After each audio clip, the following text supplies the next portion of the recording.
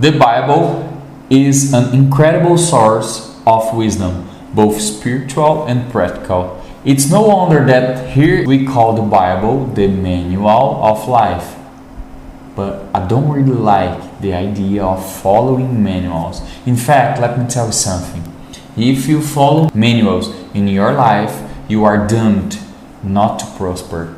There is the manual of your parents, the manual of studying and get a job, the manual within your workplace, the financial coach manual. But every rule has its exception, and in this case, there is indeed one manual from which you can take what is written and live according to it.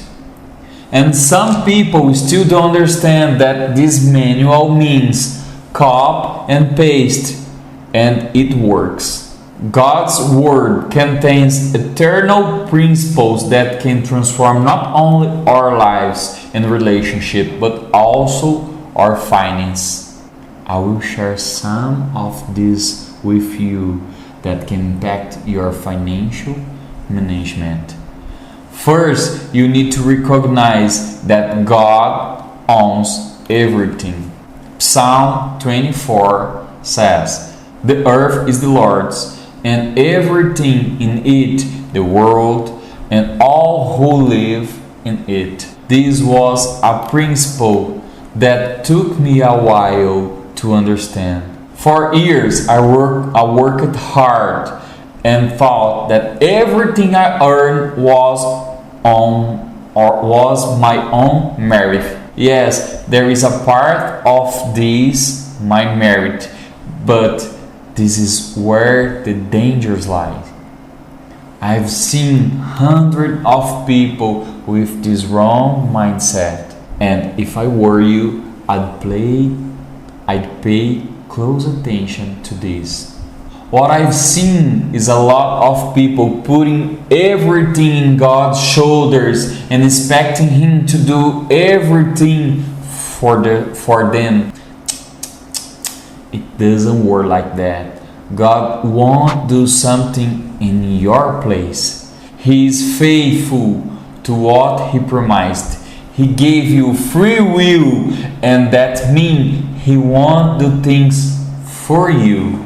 In other words, 100% is not in God's hands. If your life was 100% on God's hands, you was going to prosper a lot. But what made me suffer was thinking, I do 90% and God does 10%. Yes? No, I was a fool. Look at the arrogance. If 9% were in my hand and 10% in God's, I guarantee you, at a very least, I would have died at the age of 10 while I running through traffic looking at kites people had lost like crazy. Yes, I did this. You can already guess that I messed it up because of this mentality. But Danilo, what's the correct percentage?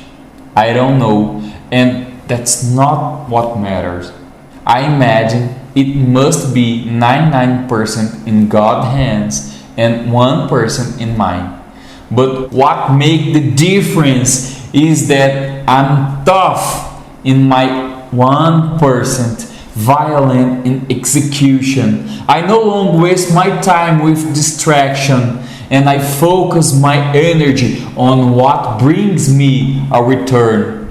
That's when things happen in my life and people outside wonder, but how? And I'm learning something very powerful from God's Word. Do you want to know? Everything you have belongs to God. You are only managing what He entrusted to you. When I accept this truth and changed my mindset, I started to see my finances as a responsibility that God gave me to bless other people and my own life. This took a huge weight off my shoulders, and I began to put money in its proper place. Do you know what is the place of money? The proper place? If you don't know, comment below and I will make a video to you explaining it to you. Here you already have a practical application. Before making any financial decision, take some time for prayer and reflection. Instead of following impulse of immediate logic, ask God to guide your decision, considering the long-term impact. For example, if you were about to make an important purchase, think, will this expense bring me closer to or further from the purpose God has for my life and finance? The second one I love. Check it out. Work with diligence. A sluggard appetite is never filled, but the desire of the diligent are fully satisfied. Proverbs 13:4. I think the word diligence is beautiful. It reminds me of something that has governance, sometimes that has clarity and direction. Seriously, take a look at this promise that God makes to me and to you.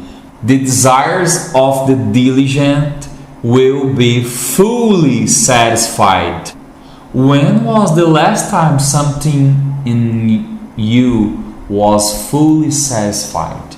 Here's the answer: a lack of diligence. Danilo, how do I know when I'm being diligent?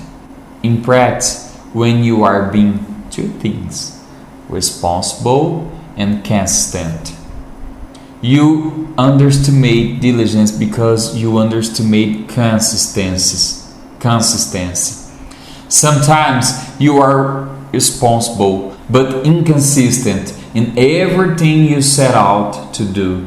The other day, I did an emotional breakthrough with a guy that responsible and inconsistent. It only took an hour and a half of conversation for me to figure out why such a competent and intelligent guy didn't have fully satisfactory results in the real world. I'm talking with him, I discovered that his mother always told him he was extremely intelligent, which is true. His IQ is very high.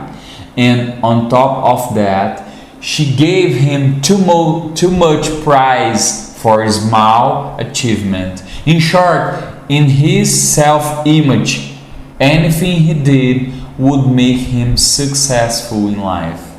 That's why he didn't need to be consistent, because he was already too good for results coming from years of effort. But he hung into the wrong guy. Me. If you knew the number of good things you could have in your life today but don't have because you gave up on being consistent, if you could add that up, I think you'd crazy from on screen right now. In the science of habits, there is something called invisible growth zone, which is precisely the period where you are doing the work, putting in the effort, but still can see visible results. You know that moment when you feel like you are trying, but nothing seems to be changing. That's when many people give up. They think that if process isn't visible, it's not happening, but that invisible growth zone is exactly where the magic is happening. It is where you are accumulating potential, like seed germinating underground before breaking the surface. The big mistake people make is expecting result to show up quickly. If you've abandoned your goals because you didn't see progress, know that the true growth was happening outside your field of vision. It's like ice that starts to melt in front of you, but you only notice the transformation when it's fully melts. Those first moments were crucial, but you didn't realize it. If you don't know me, I'm Danilo Lion Limitless is my channel. My mission is to decode the mental patterns of the world's most prosperous people so you can master your own life.